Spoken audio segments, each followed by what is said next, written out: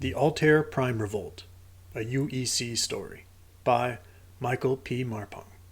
Narrated by Scoot. Author's note. This is a submission for an Iron Age media prompt called The Pit. It had been 6 months since the Altair Prime Revolt erupted, and the United Earth Coalition, the UEC, was slowly, though surely, taking back the mining world Altair Prime from the rebelling workers. The UEC 9th and 13th Independent Military Groups, also known as the Podolsky and Cisalpine Legions respectively, had been tasked by the UEC High Command to crush this workers' rebellion after the undermanned Altair Prime Defense Force was surprisingly defeated. The two legions were expected to handle this job with ease, but instead they found themselves bogged down on the planet as the rebels turned out to be more heavily armed and entrenched than Intel had reported. Even so, that wasn't the reason for the UEC's struggles, nor were the legionary commanders to blame, for Colonel Scott Harrington Britannicus of the Podolsky Legion and Commander John F. Jack Green of the Cisalpine Legion were two of the finest military leaders in Earth space. It wasn't an issue with the soldiers either, as the men of the 9th and 13th were known for their bravery and competence. The issue was twofold. First was the High Command, with their initial rules of engagement forbidding the use of certain things like tanks and air support.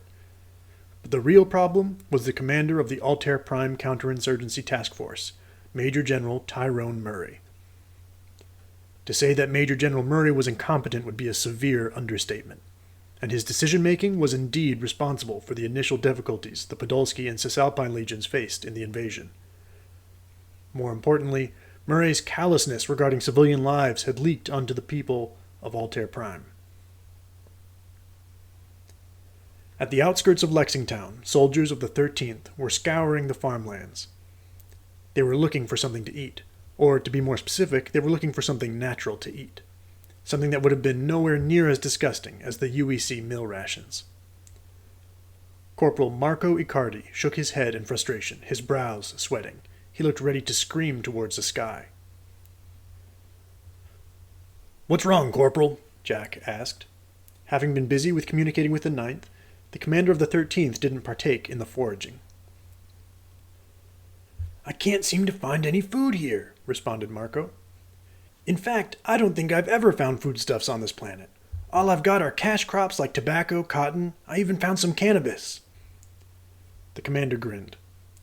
"I thought you were a city boy, Icardi."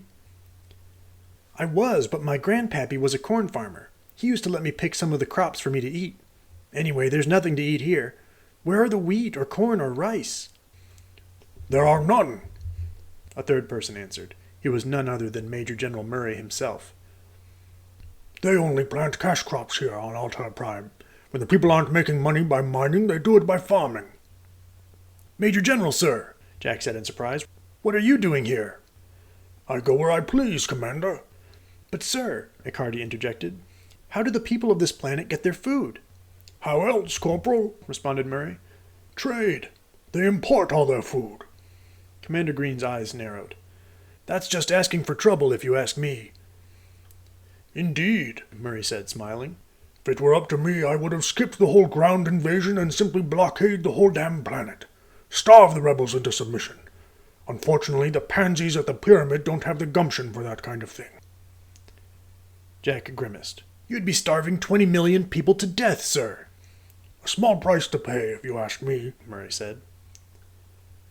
Commander Green didn't respond. Neither did Corporal Icardi. Chilled to their bones, both men could only look to one another.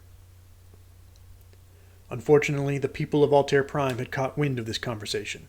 As it turned out, a child of 12 had been eavesdropping. This leak of information lengthened the campaign by a few more months as civilians became less willing to cooperate with the UEC. Despite the setbacks they suffered, the 9th and the 13th were able to fight their way to Carlsberg, the location of the largest rare earth mineral mine on the planet. The mine was a huge pit, with Carlsberg City built entirely around it. Seeing the wealth before his eyes, Commander Jack Green was disgusted.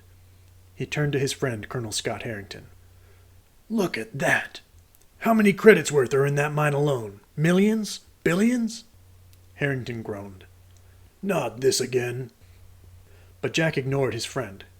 Yet these poor miners are struggling to make a living while their employers make a killing. Brother, why do you sympathize with those accursed rebels? Asked the colonel. Why do you not? The commander countered.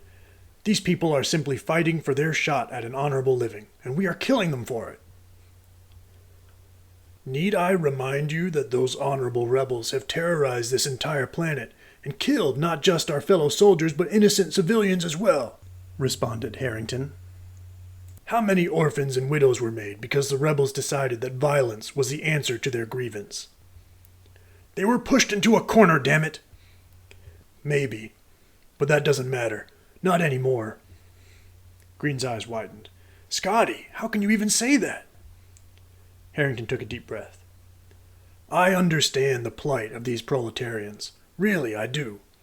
However, they have chosen a course of action that only worsens the situation.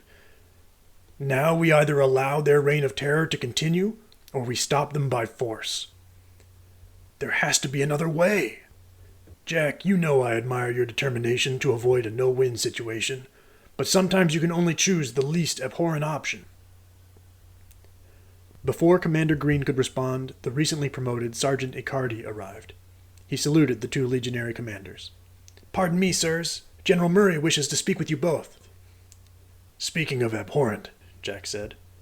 Harrington groaned and shook his head. Let's just go, brother. Thank you for listening to this reading of the Altair Prime Revolt, a UEC story. For more UEC stories, visit Germanicus Publishing at Substack.